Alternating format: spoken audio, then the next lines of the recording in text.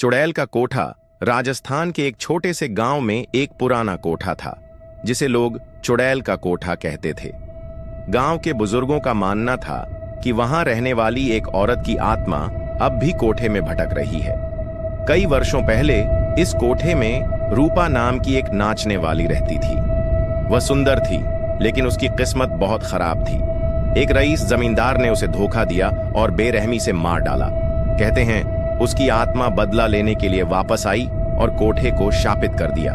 गांव के लोग इस कोठे के पास भी जाने से डरते थे, लेकिन एक दिन शहर से आए 4 युवक इस कहानी को मजाक समझने लगे।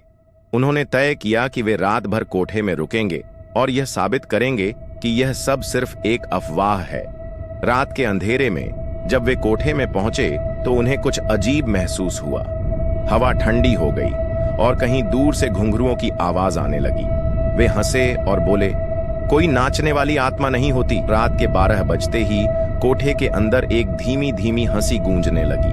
घुंघरुओं की आवाज और तेज हो गई। अचानक एक लाल साड़ी पहने और खुले बालों वाली औरत उनके सामने आ गई। उसकी आंखें सुर्ख थीं और उसके चेहरे पर एक खौफनाक मुस्कान थी। युवकों की चीखें पूरे कोठे में गूंज उठीं, लेकिन दरवाजा अपने आप बंद हो गया।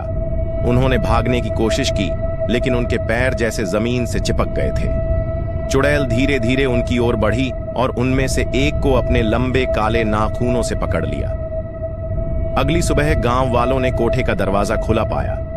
अंदर सिर्फ 3 युवक बेहोश पड़े थे। चौथा युवक कभी नहीं मिला। उसके बाद किसी ने कोठे में जाने की हिम्मत नहीं की। कहते हैं जो भी उस कोठे में जाता है वह कभी लौटकर नहीं आता।